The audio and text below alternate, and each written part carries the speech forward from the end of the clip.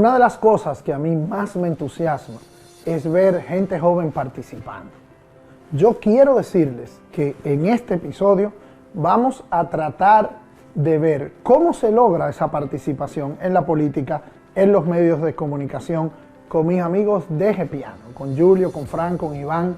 Vamos a conversar de cómo de una idea entre amigos, de una conversación informal, se ha logrado constituir uno de los centros de pensamiento más influyentes que tenemos en la República Dominicana, que no es un podcast, que no es un programa de radio, que no es una comunidad de WhatsApp, es una comunidad de pensamiento en la que muchísimos de los actores políticos dominicanos hemos interactuado, hemos trabajado, hemos hecho propuestas, porque al final no hay sociedad sobre la faz de la tierra que haya prosperado sin un debate político robusto, sin un debate político, sí, contradictorio, sí, controversial, pero que al final pueda arribarse a acuerdos.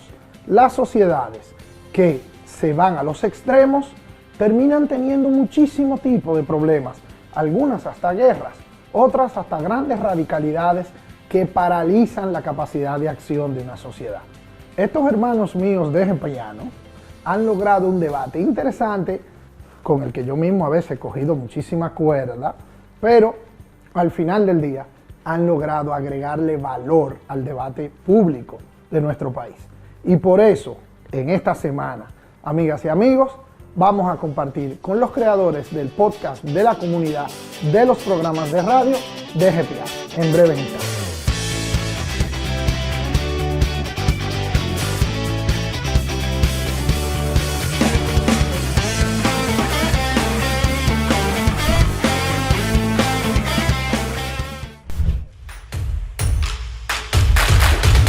Como les comentaba en la introducción, una conversación que de verdad me llena de emoción, muy interesante, con tres comunicadores singulares, con Julio, con Iván, con Fran, que los conocemos por muchas cosas cada uno de ellos, pero en principal por el Gepiano Podcast. Y la verdad que hoy estamos al revés, ¿eh? Hoy estamos al revés. Yo que he sido un invitado de ustedes y que de algún modo admiro mucho lo que ustedes han logrado, porque ustedes cogieron un medio de programas políticos, de debate político, y lo tradujeron, a la juventud.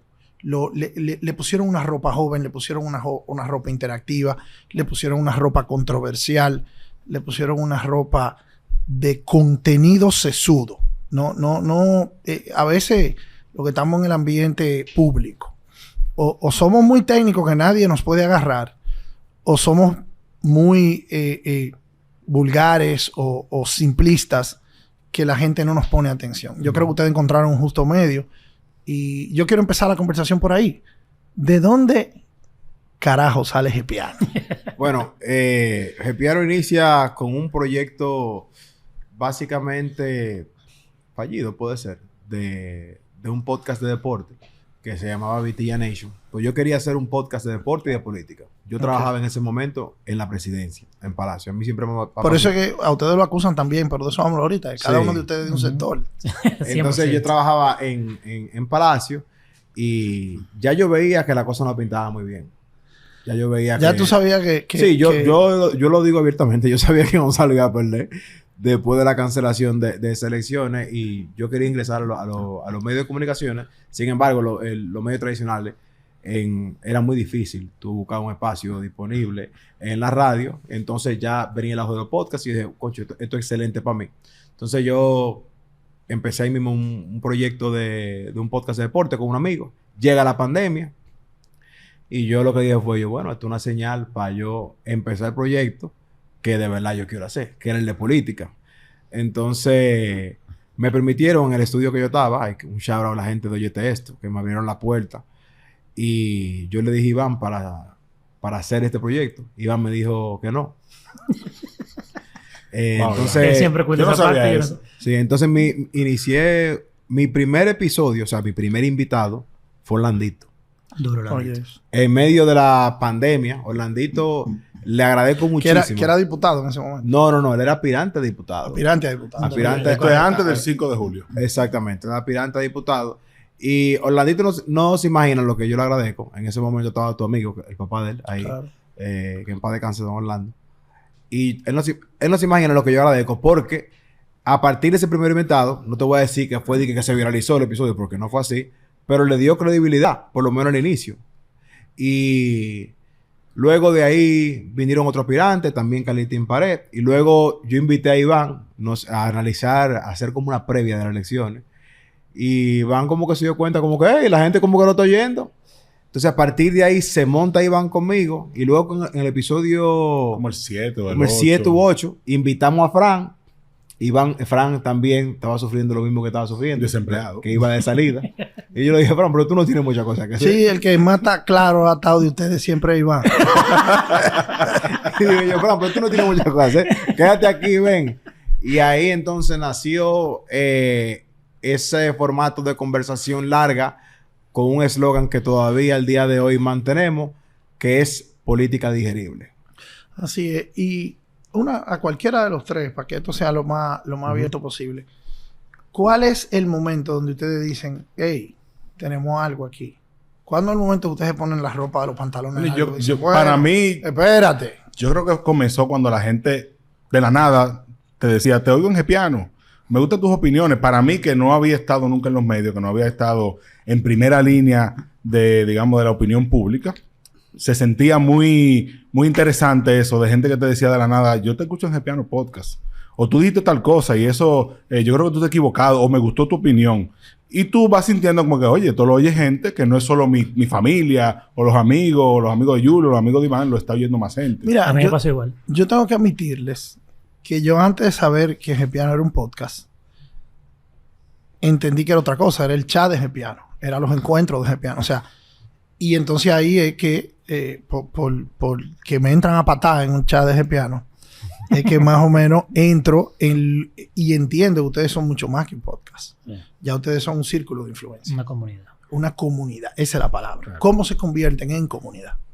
Bueno, ahí hay que dársela a Julio también, 100%. Porque a todo esto hay que darle a Julio el tema de ser visionario. Nosotros aquí, Fran y yo, nos hemos sumado a una visión que en un principio no entendíamos.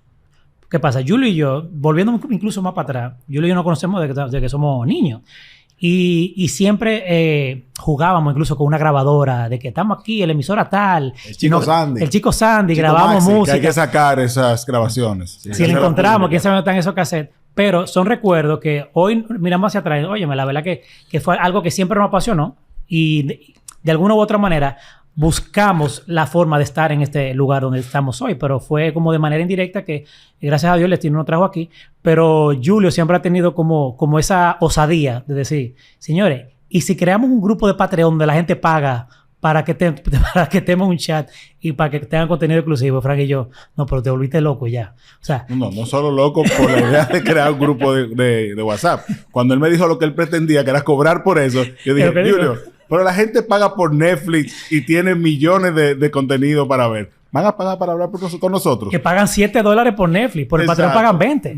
Y ahí tenemos 300 y pico de Patreon. O sea, es una locura. Sin embargo, la gente cada vez más lo aprecia, lo valora. El networking que la gente ha hecho ahí, la comunidad que hemos creado, la familia, todos los beneficios colaterales que hemos podido obtener, es por esa visión. O sea, independientemente de que ya ni siquiera hacemos realmente contenidos exclusivos. Tenemos muy poco tiempo para hacer lo que en un momento se le ofrece. Y ellos lo saben. Pero ya ellos incluso hasta eso nos perdonan. De que no le estamos haciendo como ese contenido exclusivo que en un inicio le prometimos. Pero el hecho de esa familiaridad que tenemos hoy en día... y lo mismo de Piano Talk, que tú has sido parte de eso. Los Piano Talk, esos son... siempre estamos buscando cómo podemos aportarle. Eso sí, nunca nos hemos quedado rezagados, pero al final del día ellos mismos han sabido poner en valor. Pero mira, hay dos aprendizajes que no quiero que se pierdan ahí. Uno, que de la adversidad surgen cosas buenas. Porque 100%. Perdimos las elecciones, perdimos trabajo, nos quedamos como que, mira, ¿qué vamos a hacer ahora? Yo siempre creo que... te robo la palabra para decirte que yo creo que muchas veces... las desgracias son bendiciones disfrazadas. Claro, sí. O sea, las cosas más importantes del mundo surgen de lo que aparenta ser un fracaso. Claro. Eso pasa muchísimo. Claro. Y lo segundo, la importancia de tú mantenerte a la vanguardia del área en la que tú estás metida. Y yo recuerdo como hoy que Julio mandó un artículo hablando de community-based content. Marketing, Community-based marketing, exacto. Él decía, señores, esto es lo que viene de que creemos comunidad. O sea, que la gente no simple y llanamente consuma un contenido, sino que del contenido nazca algo más y la gente se enganche, se fidelice. Y eso dice que se mantenía leyendo sobre los temas. ¿Cómo ustedes mantienen la armonía? Porque yo, que más o menos los conozco a los tres ya, yo digo de relajo que ya lo he sufrido a los tres. Pero ustedes son o vienen de sectores políticos diferentes. Porque aunque Fran y Yulo más o menos vienen de la misma familia, tienen ribetes diferentes. Y tú, Iván, siempre, como yo dije ahorita, estás más claro, más cerca de nosotros. Claro. ¿Cómo ustedes manejan haciendo lo que es ya un medio de comunicación o una comunidad de comunicación? ¿Cómo ustedes manejan los intereses políticos con los que venían o los que tienen todavía? Que no lo sé. Bueno, lo primero es que nosotros nos llevamos bien de por sí. Okay. O sea, nosotros... Yo creo que Iván y yo nunca hemos peleado. Y nos conocemos hace más de 30 años. Por eso se debe a Iván, que tiene un temperamento que no le importa prácticamente nada. Y Fran es una persona muy ecuánime. Si se puede decir que el más hiperactivo, el más vaina soy yo. O sea, yo creo que nosotros nos complementamos como grupo. Porque la realidad es que yo no soy un cachú. Eso hay que decirlo. Entonces yo creo que parte de yo tengo una amiga que es muy fanática de Fran, que diría que él a veces discute. No, que Fran tiene muchos fans. Saludo a Gloria. Y que estamos locos por entrevistar. Hay una foto rodando de ella. Sí. No, pero yo consigo esa entrevista. No yo la quiero mucho. Pero nosotros hemos tenido siempre muy claro nuestra visión. Nosotros todo lo conversamos. Nosotros ninguno tenemos agenda escondida. Nosotros somos muy frontales. Incluso en este mundo de la política, tú sabes que se presta mucho el que una persona venga de manera individual y te diga, mira, qué sé yo qué. A esa persona que quiera implementar una agenda en nuestro contenido, es imposible. Porque Fran puede tener una agenda, pero si yo no estoy con lo que dice Fran, yo lo voy a decir ahí mismo, no, yo no estoy de acuerdo con esto. Claro. O sea, no se puede implementar una narrativa colectiva porque cada quien piensa diferente. Y yo creo que eso ha sido la magia de nosotros de un principio.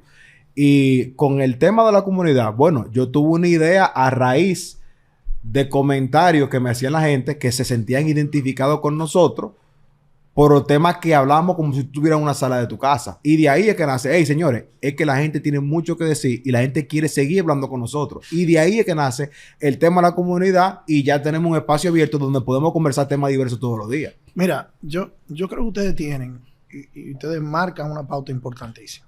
Yo, inclusive, hablábamos fuera de cámara de una situación que yo, a veces uno entra en controversia con alguna otra figura política por diferencia de opinión. Y yo siempre he tratado de que eso no lo llevemos a una diferencia radical, abismal, porque de lo que se trata es de agregar valor, de construir valor. Entonces, ustedes tienen algo importantísimo ahí. Y ahora le pregunto yo que conozco el ambiente político, ustedes han recibido gente que lo ha querido comprar, gente que lo ha querido censurar, gente que los ha querido intimidar. ¿Ustedes han sufrido esa realidad en el ejercicio que tienen? Sí. Sí, lamentablemente sí. Hay gente que es muy sensible a los comentarios. Gente que interpreta las cosas de una mala manera. Yo pienso que parte importante de nuestro ADN es que desde el inicio fuimos reales. O sea, la gente sabe que Fran es PLDista y que estuvo en una administración y que trabajó con Margarita y que trabajó con fulano. O sea, eso no se ocultó. Y al no ocultarlo, la gente escucha mi comentario y le pone ese ribete y dice, no, Fran está hablando genuinamente, objetivamente. Entonces, hay gente que confunde eso con la idea de hacerle daño a una persona. Y yo creo que en la política tú no tienes que tener enemigos, tú tienes adversarios. Pero, Fran, ¿cuál es la frontera entre crítica, libertad de expresión, debate, a calumnia, insulto, vulgaridad? ¿Cuál es la línea? Cuando hay una intención oculta. O sea, cuando tú vas a hacer un comentario que en realidad la razón del comentario no es evidente.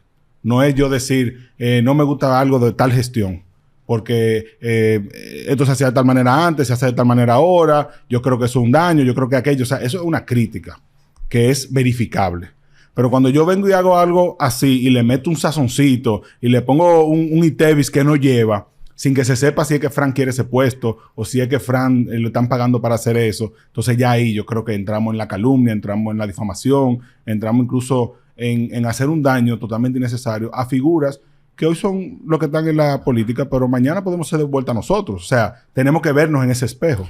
No, imagínate tú en mi caso, yo que trabajo en el gobierno, cuando estos dos personajes se van ahí y tirándole, y en muchas ocasiones que yo no me siento ni siquiera, o no me siento en la capacidad, o hay algún tema que yo prefiero callar, porque hasta yo mismo no estoy de acuerdo, pero para no atacar al gobierno al que yo pertenezco, me siento simplemente callo y que ellos se desahoguen. Cuando me escriben y me dicen, pero ¿cómo va a ser un programa en el que tú estás yo? Recuerden que somos 3 personas. Sí. Eso es un medio de comunicación como cualquier otro. Otra cosa que yo le pregunto a lo que tú es una nueva profesión ahora, influencer. La guerra por los views, por los likes, que a su vez se monetizan. Si yo ahora te digo, hijo de tú, ¿verdad? Eso, y pongo eso en un titular, o sea, eso puede tener una gratificación instantánea para el que está frente a estos micrófonos. O sea, ¿dónde ustedes se paran en las titulaciones? O sea, ¿cuál es el freno para eso? Es una excelente pregunta. Y es lo que nosotros trabajamos siempre. Uriel dijo que hacerse viral es fácil. Yo puedo llevarte a ti, por ejemplo, insultarte y crear un conflicto en mi mente y yo voy a tener un corte con 100,000 views. Pero nosotros siempre nos hemos llevado primero por el respeto, porque entendemos que el buen contenido puede sumar.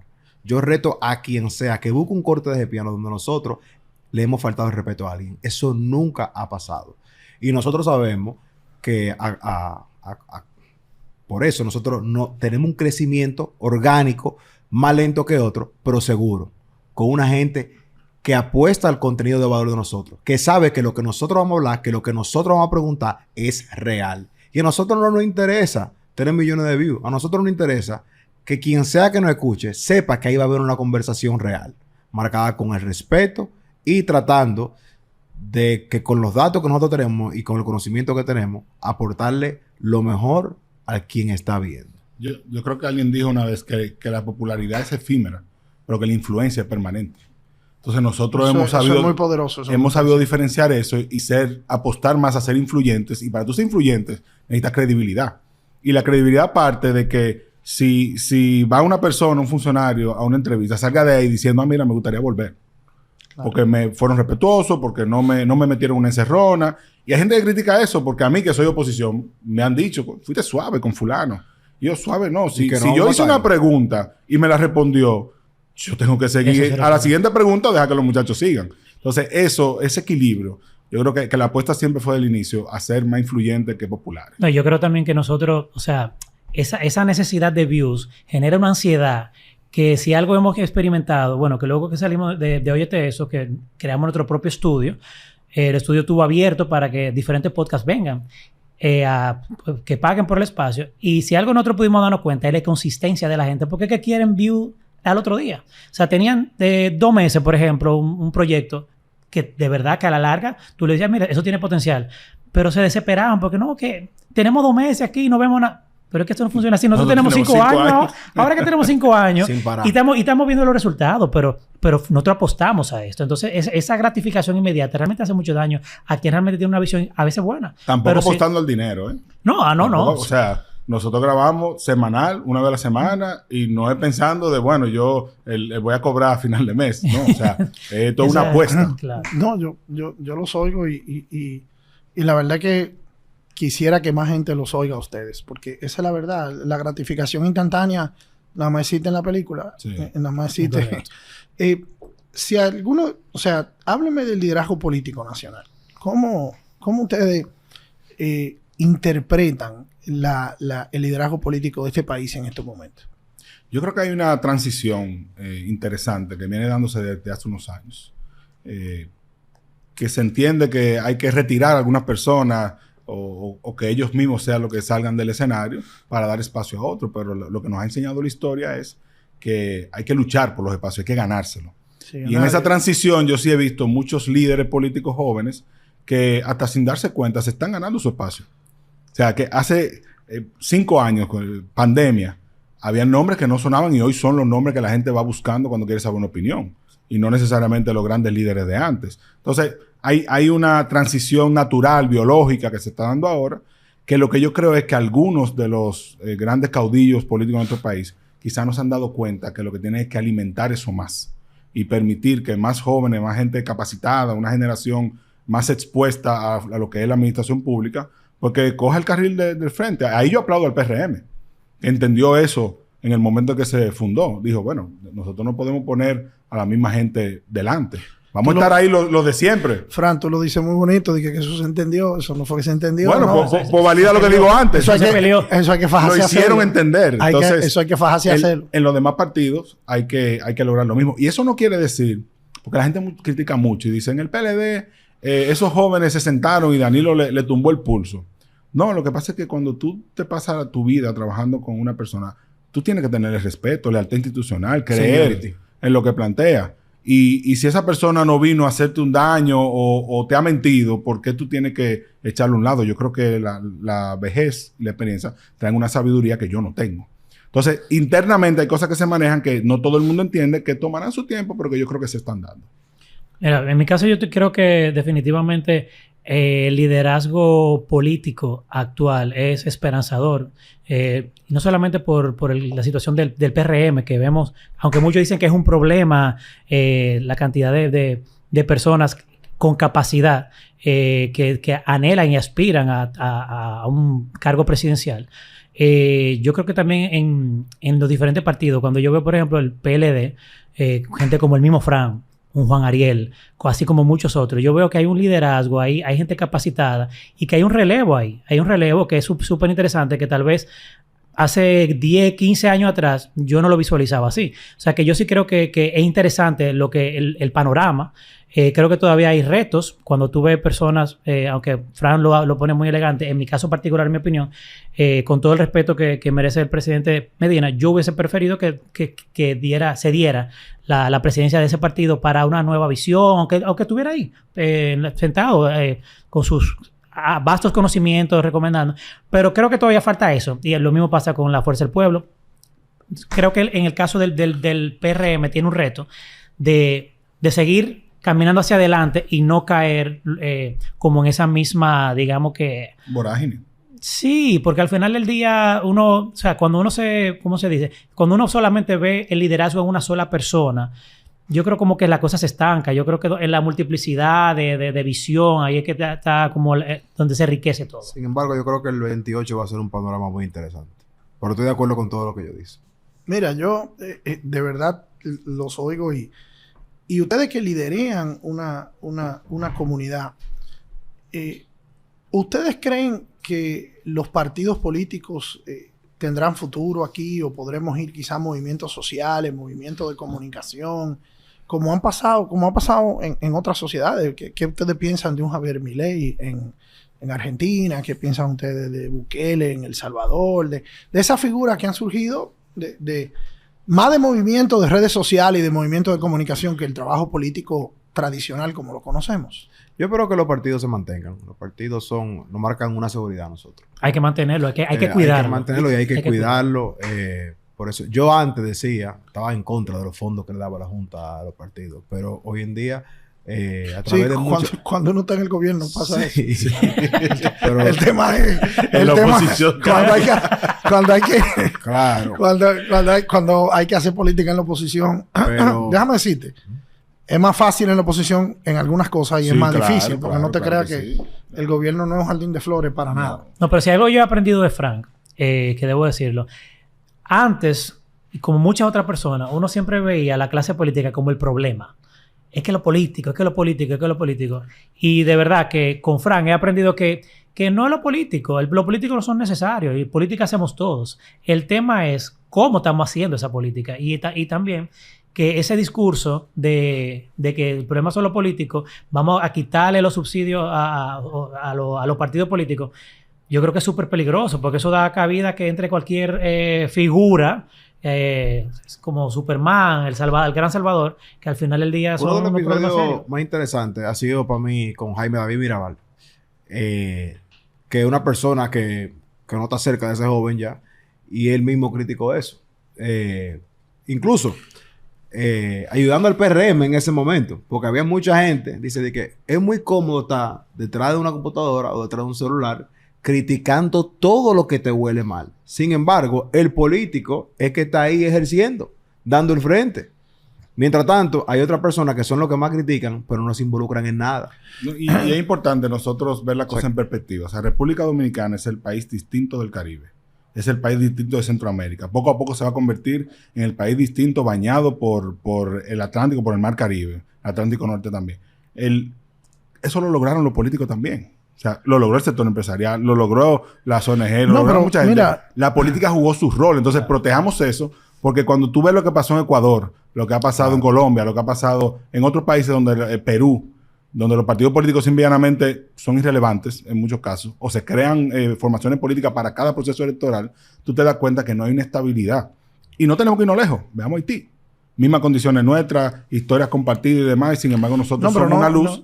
Y Frank, ellos están complicados. No Haití, mira Cuba, mira, o sea, el mismo caso. Claro, eso yo también el caso del Caribe. Pero mira el mismo caso de Puerto Rico, con todas las subvenciones federales de los Estados Unidos, y sin embargo, tú buscas los indicadores, hay muchísimos indicadores económicos, nosotros estamos mejor en Puerto Rico, por no hablarte de Guatemala, de Costa Rica, de Nicaragua. Es un país distinto. O sea, nosotros somos verdaderamente un líder regional. Y ¿a quiénes, si Gepiano pudiera elegir una figura, sea nacional o internacional, con la que ustedes quisieran hacer un podcast, ¿a quién entrevistarían y por qué? Yo creo que todos tenemos personas individuales. Sí. A mí me encantaría entrevistar, personalmente me encantaría entrevistar a Bukele. Aunque tenemos algunas diferencias, pero creo que la figura de Bukele definitivamente es disruptiva. Una persona que vino a resolver un problema de décadas en tiempo récord.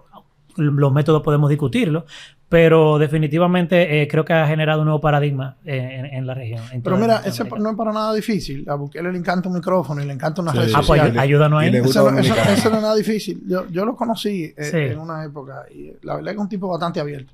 Yo, al igual que tú, no estoy muy de acuerdo con su metodología, pero en algunas cosas, en otras sí. Yo tengo 2 personas y las 2 se han comprometido conmigo. ¿Cuáles son? La más reciente fue el presidente Luis Abinader. Pero ese sí es fácil también. No es fácil. No, pero yo me comprometo aquí públicamente contigo. Acá él atrapa eso. No es fácil. Él me lo confirmó en la cámara. Cuando estábamos en la cámara. El evento Crece. Él me lo dijo y me recalcó. Me dijo... Nos dijo que no escuchaba. Y nos dijo que ella le habían recomendado. Creo que tengo que agradecer ahí a Mario Dávalo, a Raúl Vaz, y a su hija también. Sí, a Esther. No, pero mira, yo me voy a coger esa demanda para mí. Yo te voy a juntar con él. Que a él le encantaría este debate. Luis es un tipo así como somos nosotros. Yo no sé si te va a gustar pero también se comprometió conmigo y con Fran, con Iván no, el expresidente Danilo Medina.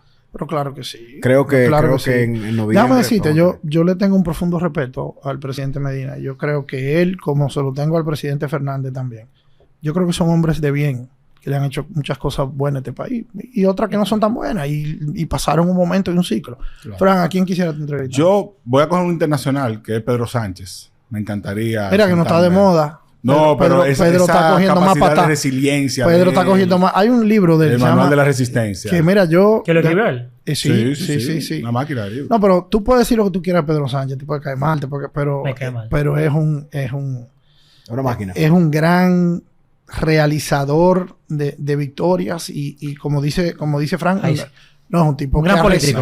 Es un gran político. No. Le ganó en el PSOE a todo el establecimiento del PSOE. Esa fue muy interesante. Es un gran político. Y hay otra que es una figura también del PLD que le debemos mucho de las políticas de desarrollo que se implementaron durante el gobierno del PLD, que es Temístocles Montaz. Debe ser una entrevista. Es una entrevista interesante porque él también es un internacionalista, la historia con China, la historia...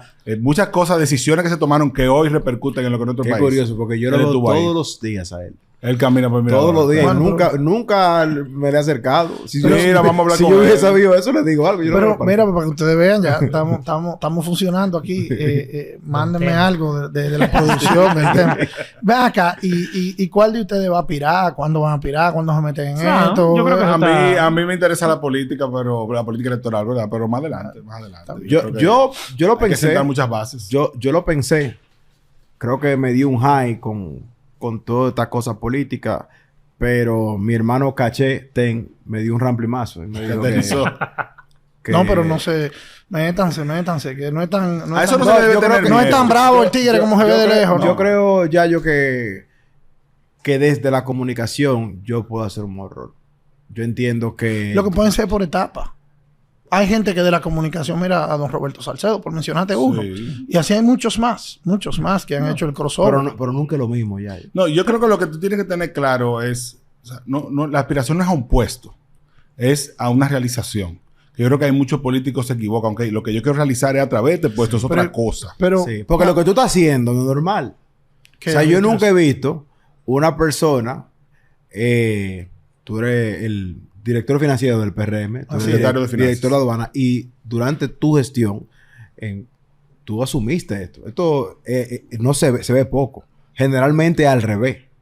Sí, y yo te voy a decir, es que yo soy un estudioso, un fanático de la comunicación. Y la verdad es que de la única manera que tú vas a poder contar tu historia es si la cuentas tú. Porque que cada vez más es un tejido muy diverso, muy cambiante. Uh-huh. Y ustedes son muestra de eso. O sea, yo les voy a decir, o sea, cuando yo hablaba con Malena y con Karina, el equipo de producción de este podcast, y hablábamos de ustedes, es que ustedes tienen un melazo, ustedes tienen una diferencia. O sea, y fíjate cómo hace 5, 6, 7 años ustedes no existían. Entonces, eso es la comunicación de hoy. Entonces, si tú quieres tener un vehículo para poder llevar unas ideas, una narrativa, tú tienes que tenerlo. Y entonces... No, y también tú tienes un tema familiar, que lo tienes en la vena. Ah, sí, es verdad. Claro, o sea, la comunicación. Yo me crié... Y mira, que yo le decía a los muchachos cuando comenzó este podcast, yo decía, concha, ¿para qué ya yo se metió en eso? Como que no me hacía tanto sentido. Fue una buena recomendación. Déjame decirte, sin embargo... déjame decirte, uno de los ideólogos de esto es el mismo de tu primer entrevistador, que es Orlandito. Pero yo te voy a decir una cosa. Yo siempre he creído que mientras más te critican una iniciativa, mejor tú andas. Sí. Algo tiene. A mí, el 90% de la gente que yo le hablé de este podcast al principio me dijeron, no te metes en eso, que tú eres un funcionario público, que tú no puedes en eso, que esto, que tú no puedes. Yo, mira, mientras más me dicen que no puedo, está haciendo algo diferente. Más creo que es algo que vale la pena. Claro. Correcto. Y ahora, ustedes que tienen un sentir social, que quizás yo en este momento lo tengo un poco más difícil identificarlo, ¿qué les molesta a ustedes de su país? ¿Qué tú te levantas y dices, wow, pero ¿y por qué tiene esto que ser así? Bueno, honestamente, los tapones. Esa es la cosa. Va a parecer un poco superficial, pero no es así. Yo siento que las medidas que se han implementado en este país no son lo suficientes para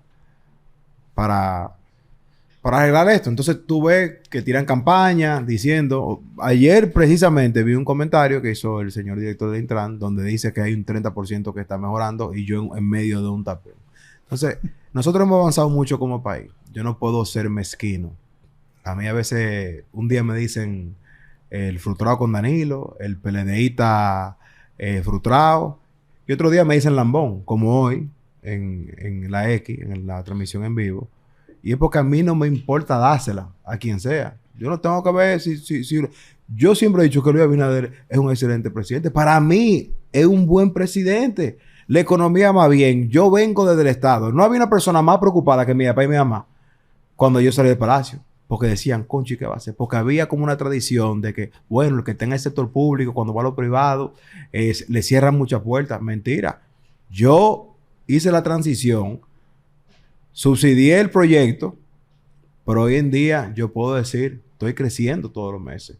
Y eso es gracias al emprendimiento de uno, el esfuerzo, la dedicación, pero que están las condiciones y la estabilidad para yo poder hacerlo. Y no solo eso, Julio, también el ambiente democrático.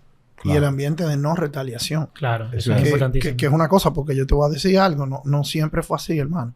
A mí me preocupan dos cosas. A mí, por ejemplo, para que ustedes se rían, en el gobierno del presidente Medina, yo lo que era un abogado de inversionista. Y el presidente Medina dio un discurso mencionándome. Un discurso donde él dijo que fue en la oficina de Yayo que se habían juntado Luis y Leonel para... tema que no fue verdad. Luis y Leonel nunca se juntaron en mi oficina. Y créanme, yo lo supiera, ¿verdad? No se juntaron nunca en mi oficina. Alguien le dio la llave. Nunca se juntaron en mi oficina. Y como a los 2 días había una inauguración de un hotel que yo era el abogado del hotel porque yo lo que vivía era del trabajar con el turismo. Y me llamó el dueño del hotel y me dijo, mira Yayo, por favor no venga, viejo, porque lamentablemente yo tenía 2 años trabajando en ese hotel, sacando los permisos, y no pude ir ese día. Puerta, claro que sí. Porque era un ambiente crispado, que gracias a Dios hemos superado. Ustedes iban a decir de cuáles son los problemas. Bueno, a mí me preocupa mucho la superficialidad con la que se tratan los temas. Siento que hay demasiada persona con poder comunicacional, con poder político, con espacio de atención de la gente, que no ayuda a que el dominicano de a pie entienda de qué estamos hablando cuando hablamos de la economía, cuando hablamos de una situación migratoria, cuando hablamos de la importancia de ponernos de acuerdo en temas importantes del país. Y por eso yo creo que estamos llenos de muchos políticos de superficie. Yo recuerdo que cuando hicimos el Gepiano Talk contigo, una de las cosas que hablamos después dijimos, óyeme, ya yo fui con datos, ya yo fui con temas, ya yo fui con información. Y yo creo que hay un público muy importante que demanda mucho de eso en todos los estratos sociales, que abre las redes sociales, entra al periódico, ve un programa de televisión o de radio y no ve esa profundidad. Yo creo que el país ya está en un nivel que si quiere subir al siguiente, necesita discutir los temas de verdad. Y lo otro es la facilidad con la que nos hacemos enemigos. Digo enemigos públicos. Yo decía hace un momento, en la política lo que hay es adversarios. Esto es como el basquetbol.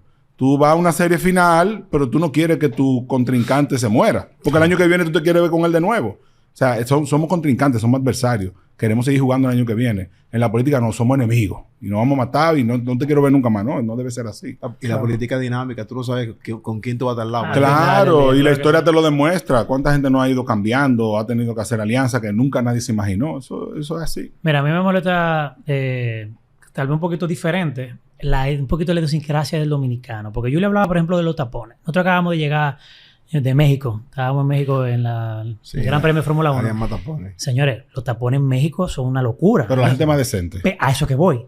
La gente se quedaba 10 horas en el tapón, pero en su carril. Tú no veías a nadie tocando bocina. Tú no veías a nadie metiéndose. O sea, era una cosa. Tú estabas en un tapón desesperante, pero en paz.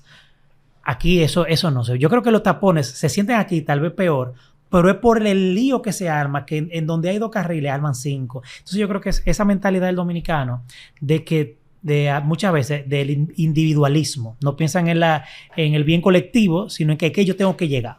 Y eso es para todo, para nosotros mismos que andamos en un buen vehículo, como para los choferes, para los motoristas, para el guagüero. Entonces eso es algo del dominicano que realmente me molesta, que de alguna manera todos tenemos que buscar la solución a eso. Y ahora vámonos un poquito, que ya no es solo la comunidad de Gepiano, sino que ya ustedes están en el Matutino de la X, que es un proyecto bien interesante, que casualmente el día que estamos haciendo esto aquí, yo estaba con ustedes en la mañana ya. La verdad es que me encantó lo que ustedes están logrando ahí. ¿Qué están buscando con eso ahora? Ya entonces si ustedes están haciendo la comunicación, su principal actividad diaria, ¿no? Mucha gente se confunde y dice, concho, pero ahora tú estás en la X y le vas a hacer competencia de piano. Y para mí es totalmente lo opuesto.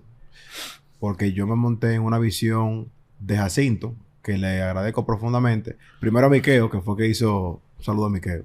Que hizo hizo el acercamiento con Jacinto, de llamarme a mí. Y Jacinto comió conmigo, me explicó su visión. Yo le dije que no. Yo le dije, mira, yo no quiero ir por lo tradicional porque me siento bien en estos medios no tradicionales que me dan más libertad. Pero él insistió. Y me di cuenta de que él quería que yo también creciera con mi estructura también de Gepiano.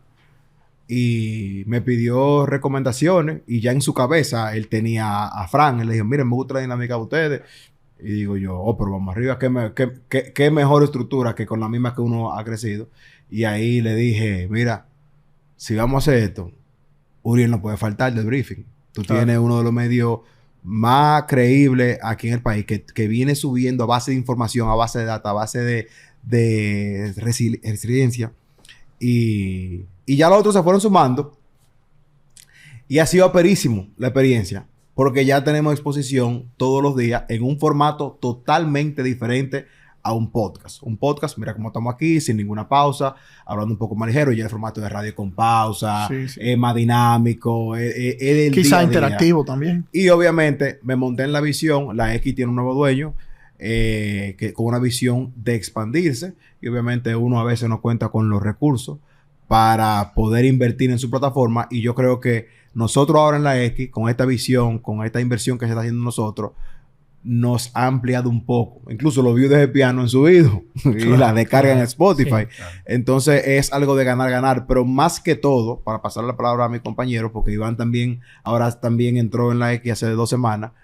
Sí, que primero no iba, que después iba. Sí. Que... Sintió FOMO. El ambiente ahí y como nos llevamos ha sido lo más fenomenal. Yo creo que es también el resultado de 5 años de constancia, porque nos vieron, nos visibilizamos, porque ya veníamos trabajando 5 años en un medio no tradicional, pero que, oye, esa gente comenta bien, qué buena química tienen, no hablan porquería, o sea, estábamos siempre hablando con objetividad, con datos y demás, y yo creo que esto es resultado de eso, por un lado. Y lo segundo...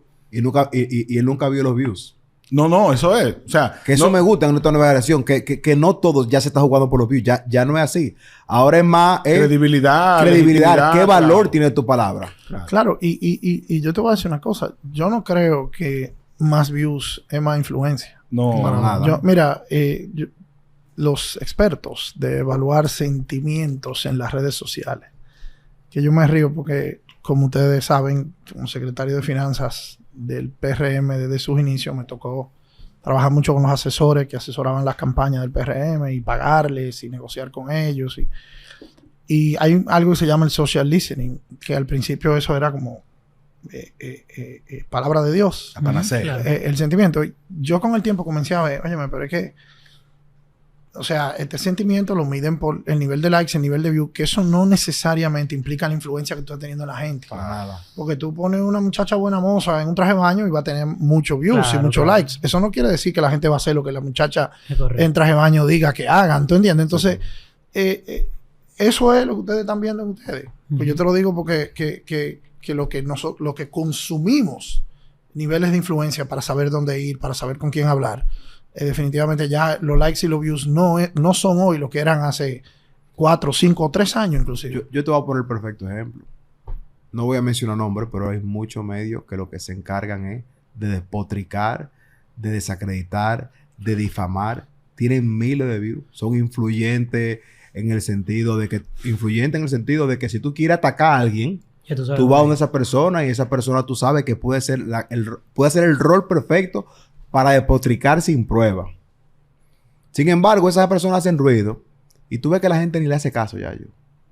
Y tienen 50,000 views, 100,000 views. Se lo dijo fulano. Nosotros decimos algo y el YouTube de nosotros va apenas por 150 views. El promedio de nosotros entre Spotify y YouTube son 5,000, 6,000 por episodio. No llega a 10,000. Pero lo que sea que se diga ahí, una presunción o lo que sea, a nosotros nos llaman para aclarar y dice, agéndeme una entrevista. Nosotros hacemos así, espérate. ¿Usted quiere venir para acá? Dele para acá. Pero lo digo por experiencia. O sea, yo sé que Iván, que trabaja en Palacio, todos nos escuchan. Y a mí me alegra eso. Qué bueno que en Palacio están escuchando. Porque nosotros no tenemos ninguna agenda. Nosotros tratamos de sacar lo mejor y exprimir a cada invitado y tratamos de ser objetivos en todo lo que decimos. Claro. ¿Qué futuro ustedes le ven a la inteligencia artificial en la comunicación? Eso es algo que a mí me inquieta mucho. La verdad es que ya en estos días que yo estuve viendo muchísimos videos de Zohran Mandami, el que acaba de ganar la alcaldía de Nueva York. Había muchísimos memes sobre posibles cosas que van a pasar en Nueva York ahora. ¿A usted le inquieta eso? Bueno, yo creo, yo voy como lo que dijo Freddy Hanna, que la inteligencia artificial al final del día es un aliado, pero que tú tienes que saber cómo utilizarlo. Ahorita tú mencionaste a Uriel. Yo hablé mucho con Uriel de eso. Sí, yo metí un día que estuvimos juntos aquí. El experto él tiene toda la aplicación en el mundo. Por eso te lo digo. Sí. Él siempre vive recomendando una. Tiene que bajar ahora me recomendó Perplexity. Muy buena. Yo creo que el tema de la inteligencia artificial, al final del día, negarse a ella es crear su propia sentencia de muerte. Creo que todos tenemos que hacer la tarea de aprender a utilizarla con responsabilidad. Sobre todo nosotros que estamos en los medios de comunicación, que nos facilita digamos una vía de acceso rápida a cómo digerir la información, cómo incluso desmenuzar noticias largas, sacar extracto y todo eso. Pero hay un riesgo que lo vemos ahora mismo, lo hablábamos esta mañana también con el tema académico incluso, que mucha gente está dejando de pensar para que la inteligencia artificial piense por uno. Entonces, ese es un riesgo que tenemos en los medios de comunicación, porque al final del día tú puedes ver un comunicador detrás de un micrófono, pero tú no sabes si lo que él está hablando, realmente él sabe lo que está diciendo, fue porque lo leyó y eso es... Pues exacto. Entonces, al final del día, ¿quién que te está dando la información? Lo que pasa es que para que esto funcione, debemos dotar a la humanidad de herramientas que quizás no son las principales hoy. La capacidad de discernimiento, por ejemplo, el comportamiento ético. O sea, yo soy un comunicador, un periodista, utilicé la inteligencia artificial, pero debo ser suficientemente ético de revisar ese contenido, de verificarlo, de hacer double check. Igual como otras herramientas que son más de habilidades blandas, que no son las que el sistema educativo privilegia. Yo creo que ahí va a cambiar la forma como educamos a las futuras generaciones. Y no solamente eso, también con el tema del fake news. Porque literalmente mi mamá y todo el mundo tiene una tía y un familiar. Ahí está la capacidad de discernimiento. Que mandan muchísima información y preocupaciones. Y tú dices, pero... No, mami, y recordar a la gente que el ChatGPT comete muchísimos errores. Pero señores. constantemente. No es perfecto. Hay gente que jura que lo que dice ChatGPT es palabra de Dios. Para comenzar hay que entender cómo funciona. Esos son un conjunto de matrices y va... según lo que tú le pides, él va buscando el resultado más cercano a lo que él entiende que es la realidad. Miren, señores, no hay tiempo para más, pero antes de irnos, yo quiero que ustedes me le digan algo a cualquiera que nos esté viendo, que estén pensando en empezar un proyecto. Yo creo que ustedes han demostrado que aquella idea que tuvieron valió la pena. ¿Cuál es qué necesita una gente para decidirse a emprender, para decidirse a lanzarse a un proyecto? No importa si es de negocio, personal, de cualquier tipo. ¿Qué ustedes le pudieran decir? Fran. Yo creo que la clave principal es no tener miedo al fracaso. No tener miedo al fracaso porque uno observa a los grandes emprendedores de la humanidad, a las personas que han logrado las mayores empresas, los mejores programas. Te van a decir, mira, pero yo fallé 25 veces antes de... O 35,000 veces tuve la intención de dejar esto porque no tenía el dinero o porque no estaba viendo resultados. Nosotros no hemos tenido ese miedo y al no tenerlo hemos durado 5 años esperando ver los frutos de lo que ha sido mucha constancia. Y también yo le diría que tú tienes que poner tu dinero donde tú estás poniendo lo que tú dices que tú vas a hacer. Julio en su momento fue visionario diciendo yo voy a abrir mi propio estudio. O sea, yo voy a hacer mi inversión porque yo creo en esto. En ese momento yo estoy seguro que él no tenía contrato asegurado con nada, él no tenía un flujo de caja que le asegurara que él iba a poder vivir de eso, pero él puso su dinero ahí y nosotros pusimos nuestro tiempo ahí. Entonces, tú tienes que tener la certeza de que tú crees en eso, bueno, pues demuéstralo. Yo voy a utilizar el ejemplo de lo que yo he venido haciendo en los últimos 5 años. Y como yo he producido ya más de 17 producciones, más de 24 producciones, de las cuales 17 han tenido éxito, otras se han dejado de hacer. De las que más potenciales yo he visto que han tenido, lamentablemente hoy no están. Que yo sé que al día de hoy fuesen producciones sumamente exitosas. Nada más viendo la data de cómo ellos empezaron, comparándola con algunos shows que siguen hasta hoy, que la de ellos eran mucho más elevadas. O sea, lo que te deja decir eso es que hay que ser consistente. Lamentablemente vivimos en un mundo de la inmediatez. La gente quiere ver el éxito ahí mismo. Como decías a mí esta mañana, la satisfacción inmediata. Hay que ser paciente, hay que desarrollar, hay que esperar, hay que trabajar también y caer atrás y seguir innovando. Claro. Entonces yo creo que eso fue la clave. Yo empecé subsidiando. Hoy en día te puedo decir que ya es un negocio que va avanzando, que va creciendo. Y mi consejo es ese. Por más desorientado que usted se sienta en algún momento, siga tirando para adelante. Soy el cliché, pero eso fue lo que me funcionó a mí y a nosotros como podcast individual también. Mira, yo creo en el propósito. Yo creo que cuando tú emprendes algo, ¿cuál es el propósito que te mueve? ¿Qué hay detrás de eso? O sea, ¿qué te motiva? Si al final tú estás haciendo algo porque tú lo que quieres es ser influencer, quieres ser famoso, quieres que la gente te conozca, o sea, yo creo que es una motivación errada. Ahora, si es un proyecto que definitivamente te mueve la vibra. Yo creo que los tres que aquí, desde que iniciamos con Gepiano, esperábamos que llegara el martes para grabar. Y todavía sí. Cada vez que es como una nueva oportunidad para hacer lo que nos gusta hacer. Y ahora en la mañana también. Ahora todos los días, como ese que por muchos años para mí fue un cliché, que decía, consigue un trabajo que te guste y nunca tendrás que trabajar. Yo creo que literalmente el trabajo que tenemos ahora en la que tenemos que madrugar, no nos cuesta porque estamos haciendo lo que nos gusta y yo creo que ahí es donde está el propósito. Y estamos haciendo, o sea, yo creo en la comunicación en este caso, propositiva, que es esa que informa, educa, pero también entretiene. Y ahí nosotros hemos entendido eso a la perfección, que nosotros tenemos que llevar nuestro mensaje, informar, pero de una manera entretenida, porque los tiempos han cambiado y eso somos nosotros y eso nos define a nosotros también. Y yo quiero aprovechar y felicitarte porque yo dije, fuera de micrófono, fuera de cámara, que yo no pensaba que tú ibas a llegar hasta aquí. Yo dije, ya yo se va a saltar. No, honestamente. Es verdad. Yo, cuando ya yo vea que él tenga que sentarse toda la semana a buscar un entrevistado, porque te digo ya algo. Ya vamos rumbo para 50 podcasts. No, mira, y te voy a decir algo. El 95% de los podcasts no pasan del 7º episodio. El 95%. Eso está ahí. Pues, ya entonces, tú haces un trabajo, yo creo que está más difícil que el de nosotros, en el sentido de que nosotros, que somos 3, buscar un invitado toda la semana no es fácil. Entonces, lo que nosotros hacemos es que nosotros tenemos 1 o 2 invitados al mes. Después nosotros lo que hacemos es recap. Claro. Pero la tarea de buscar un individuo semana tras semana diferente. Que nos interese también. Porque muchos quieren ir, pero realmente prepararnos para eso. Pero además, prepararte para conversar con ellos. Porque, bueno, en el caso de ustedes, yo lo conozco mucho. Estaba con ustedes esta mañana. Ustedes viven el día entero en el medio. Pero cuando tú entrevistas a una gente que no es de tu área, como por ejemplo, a mí me pasó cuando entrevisté a esta joven que, wow, nosotros entrevistamos a una astronauta, después entrevistamos a esta señora que ha escalado todas a Tracy Herrera, que ha escalado todas las montañas más altas del mundo. Y qué sé yo, de montañismo, ¿tú entiendes? Yo tuve que ponerme a estudiar de montañismo para por lo menos tener alguna referencia, ¿no? Y la diversidad de los invitados que tiene. Porque no son políticos. Lo nuestro es política. Tú, de músico, comediante, influencer. Trabajo a su mamá. Así es. Sí, porque el nombre del juego, a diferencia de ustedes quieren analizar la actividad política. Yo la vivo. Yo lo que ando buscando es algún nivel de reconocimiento para eso mismo. Diversificarlo está muy bien. Señores, yo no tengo como agradecerle este pedacito de tiempo. Gracias a ti, encantado de estar aquí. Que Dios me lo bendiga y seguimos para adelante. Amén. Amén.